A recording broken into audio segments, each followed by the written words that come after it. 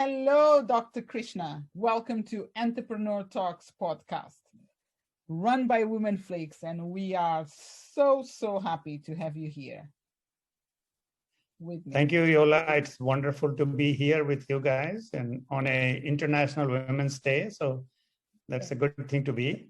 Thank you so much.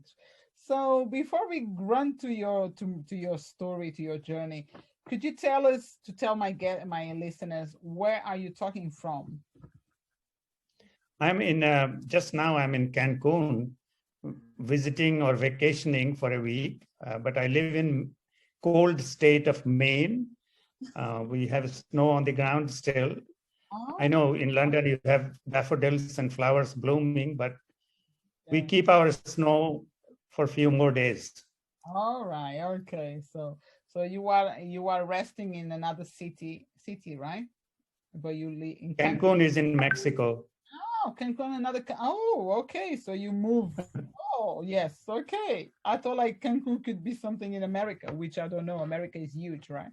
I'm sure it's a name there called Cancun as well in America for sure. Oh yeah, it's very good. So in Cancun right now is summer, right? Well, it's 72 degrees, so it's nice and nice water, nice beach. That's good. That's good. Thank you so much for sharing that. So, and now coming back to you specifically, Dr. Krishna. Who is Dr. Krishna? What is Dr. Krishna does? Yola, that's a loaded question, right? So Dr. Krishna is a doctor, is a physician. I specialize in urology. I love my branch. I'm chief of urology in the hospital I work. But on the same side, I have a parallel journey, which is journey of meditation and contemplation and all that. And now I have started sharing some of that by writing about it, right? Creating an app or doing some workshops. I enjoy doing that. And there was a time when I was at Mass General in Harvard University, where I have some inventions and papers and things like that. So yeah, so that's in a short, that's Dr. Krishna today. Dr. Krishna, thank you so much for reaching and for being here, really, because I'm sure it's going to be an amazing conversation based on health and wellness and peace as well, right? No, that's important, I think, in our life, Yes, true. As I see on your background, you have 10 minutes of intermittent silence a day. Would you like to speak about that 10 minutes? I would love to. That's my kind of, I love doing that. That's my word that I try to tell people in intermittent silence. So, like we have a culture, especially in America, it's a go-go culture. You're always running, you're always going, you're always busy. You're on your phone, you're on your iPad or iPhone. Life keeps going. What I'm saying is that don't change that, but just to bring some silence in your life, because it's important. Even in musical tone, the music is music because there is periods of silence in that. So in our life also, we need a period of silence. We need a period of rest for our brain.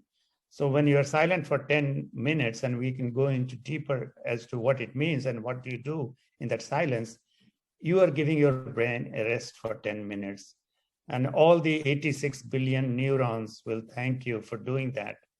It's like body, you exercise, you run, you do, then you rest at night. So similarly, an intermittent silence in your life will grow some silence, some pause, some peace along with it. Fantastic.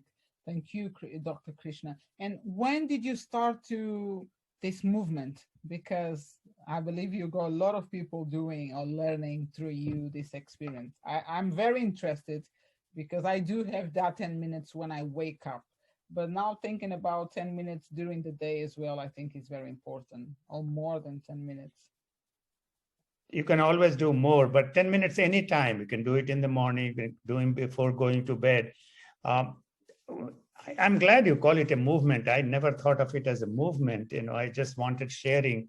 So the thing is that any meditation you do, any serious meditation, any deep meditation, it only happens when you are silent, not while you are doing. So if you are chanting Om, or you are doing some Zen meditation, doesn't matter which one. And I have practiced all of them. I have been to 10-day retreats where people are silent for 10 days or 7 days retreats. And I'm sure many people, many of your listeners have done that. Right. All of them has one component, and that's where the silence happens. It's like sleep. You prepare yourself to sleep. You go to bed, you switch off your lights, you know, if you need a comforter, you put yourself underneath that, have a comfortable bed. All that doesn't bring sleep. Sleep happens in a moment when you are not thinking anything, you know. So sleep is not all your preparation, but sleep happens when it happens. The same way, meditation always happens in silence. And that was what I, you know, could see that.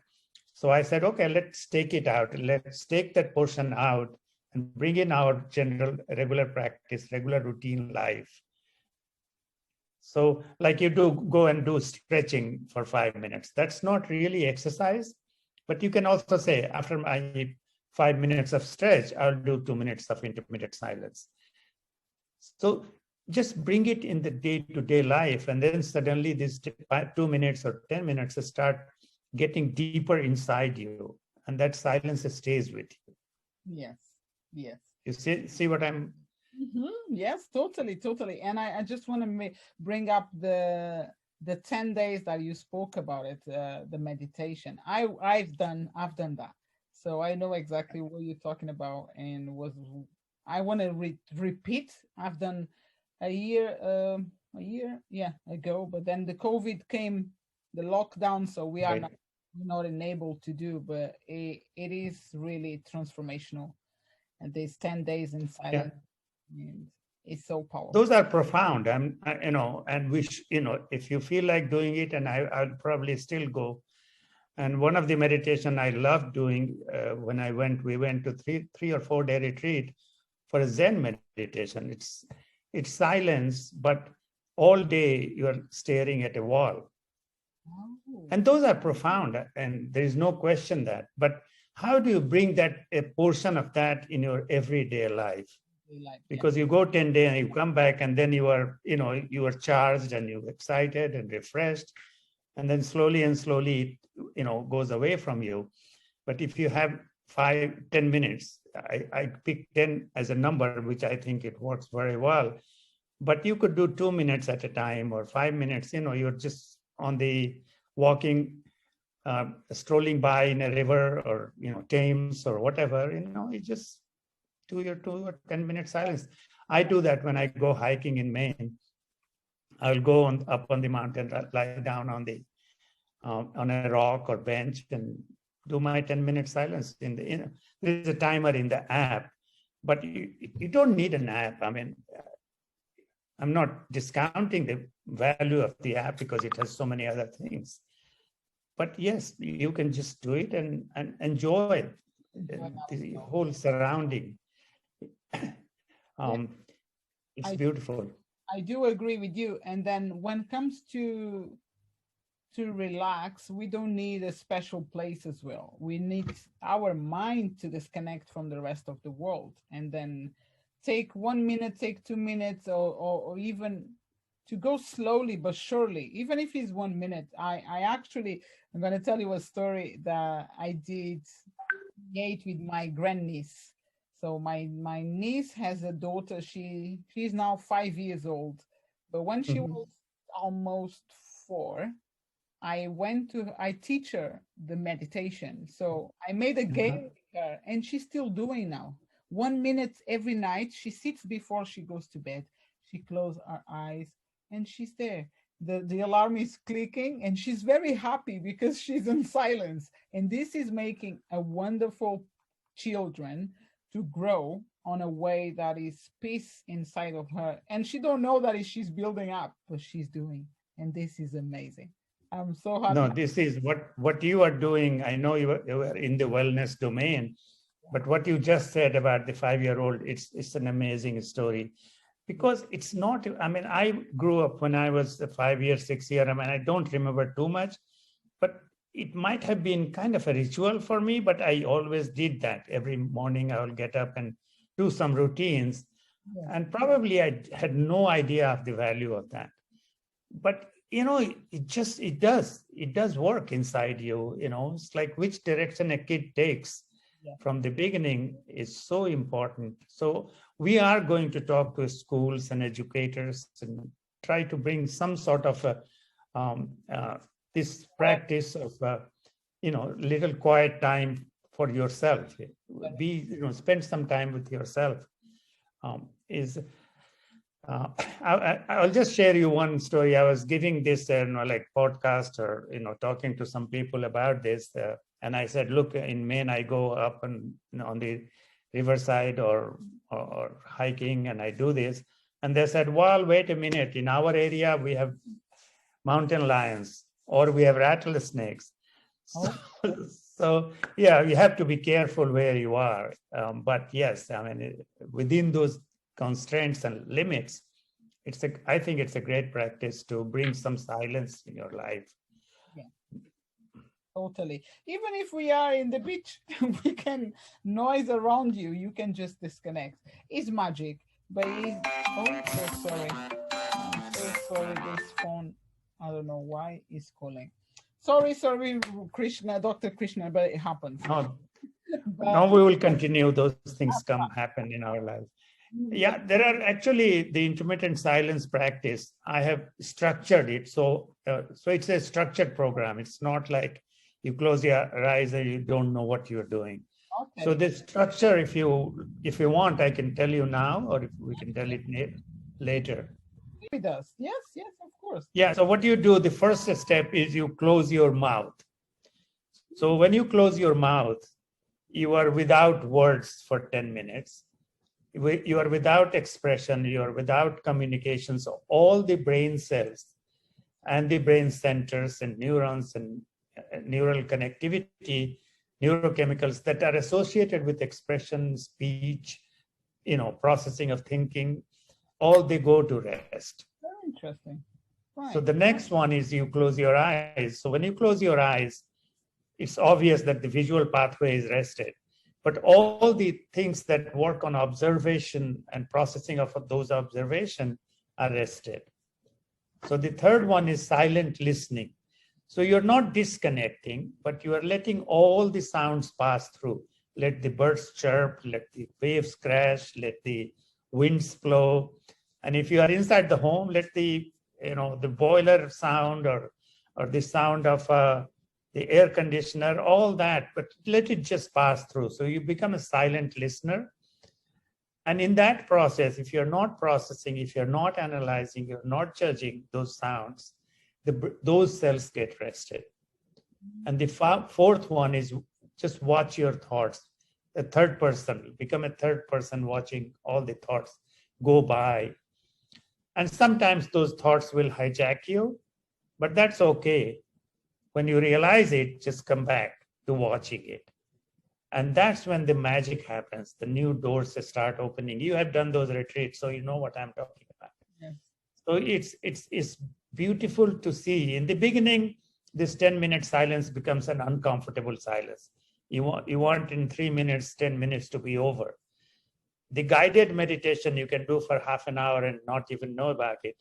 But when you have to spend time with yourself, in the beginning, you haven't done it for years. So it may be uncomfortable, but once you get the hang of it, and you have, you understand what I'm saying because you have been silent for 10 days. It is beautiful to be with yourself even for 10 minutes a day. And that really brings that, that positive energy inside you. That positive energy build up, Yola, from your experience, my experience, everybody, the higher the energy, life energy that you have, more peaceful you are. And the lower the energy, more irritable you are. It's so true. Yes, it's so true. And you know that as a woman, we do have that temperamental premenstrual TPM we call on that times before I learn all these things, I'm going to tell you about it. I was crazy. I was like all over the place. But now I can, it's not I can control, but it's like I can know exactly that it's coming up. This is coming up, this season of That's exactly, that's, you said the trick. It doesn't go away. no. It's like when you are talking about, some people try to focus the thoughts, some people try to concentrate. No, thoughts will continue Yeah. as long as you can just, let it pass by. Don't try to focus it, because the more you try to focus, the more it will, bother you. Bother me. So Yeah. just let it go by. So the same thing you said, it creates when the emotional storms come, you can see them in a little gap between you and the emotion. And Yeah. that is enough for you to be able to deal with it in a more strategic way or more controlled way.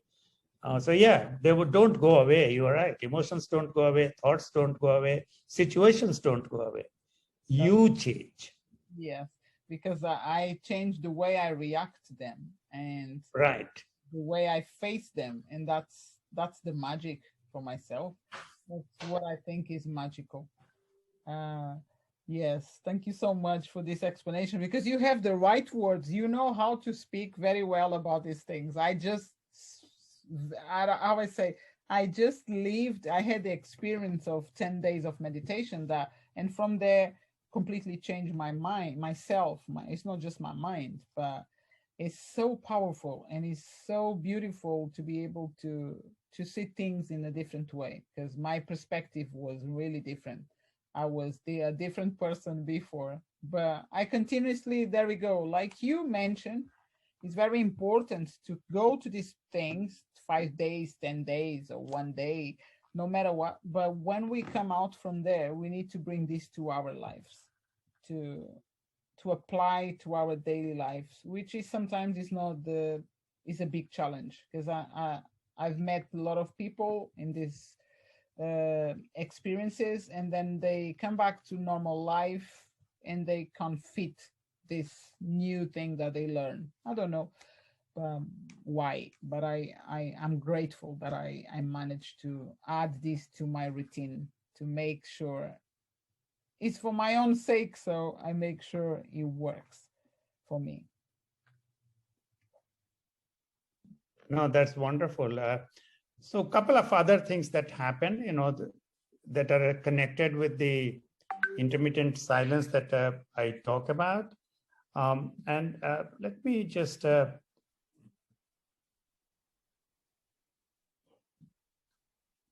Oh, okay.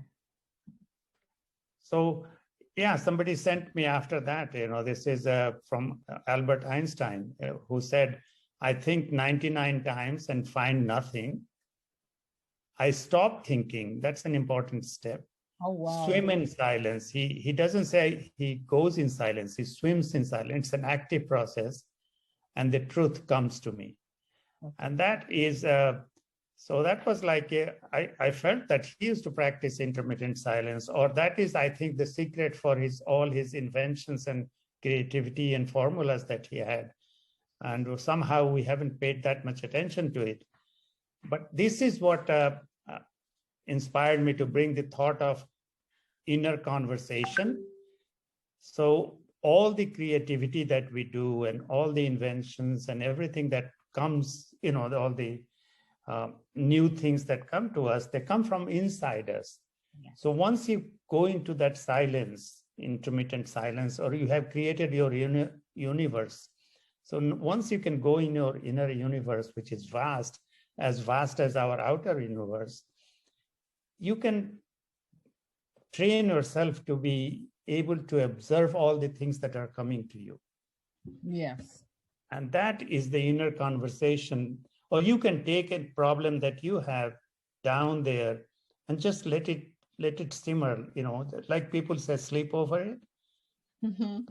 Sleep so over. That's another thing that is coming out of this. So there is a trilogy. One is knowing the inner universe or swimming in the silence. The second one is inner conversation, where you have these ideas that come to you. And the third one is inner theater. And that is very much like we have a dream theater. When you sleep at the night, you have a, you have a theater, you see images, you actually believe that it's happening to you. The same way you can create your inner theater, and you can visualize the things that you're going to do tomorrow. It's like many people have that, visualize the sale, visualize the interview, but you can now do it that, that in that inner space that you have now come to know. Right. So this is what I call a trilogy that we can train, like the one you said, 5-year-old, she does the 1 minute silence. But if you tell her to imagine and dream, I mean, that will be perfect, for a kid, because they can do that. Their imagination or image power is so strong. Yes, that's good. Good idea, Dr. Krishna. Thank you. So now I would like to ask you, my last question is, because I'm very intrigued, and I'm sure my listeners they're gonna love, because you've been talking about your app. What is the name of your app, and how can people connect with you and find more about your work? Where they can find you? Oh, thanks for asking. Relax, you can see on the screen with 2x, and relax with 2x.org is our website. So if you go there, there is a download link. So it's available on Android and iPhone. And we are working on improving it, which should be coming out first week of April, the improved version. But at the moment, the version is downloadable and it's free. But yes, we are doing a major revamp of look and feel and some content as well. Fabulous, fabulous. And then you are on social media, right? Where? Yeah, I'm on Facebook and on LinkedIn and the usual social media. Yes, thank you. Okay, so all your links and all the information about the website and the application will be on the description of the podcast when it comes live, and everyone can click and get connected with you. But for now, I would like to say once again, thank you so much. It was a pleasure to be talking about this meditation, intermittent silence, which is really powerful and essential to anyone in their life. So I hope my listeners can feel very, not feel powerful, but feel inspired to become a better person or make a better things for themselves with this conversation that we had here. Thank you so much, Dr. Krishna. Thank you, Yola. You're welcome. So I wish you all the best. Enjoy the rest of the days in Cancun and go back to home and keep helping as well on your surgeries on urology, which is a really good thing as well to do. And I'm going to download your app. I'm going to have a look, and I'm looking forward for the new application, because you're saying you're renewing, but I will not. Do we need to re-download your app, or will be an update under this? It will be an update. Okay. Yeah. It's just an update. That's good. Thanks for clarifying that. That's all right. You're welcome. You take care. Bye-bye. Thank you. Bye.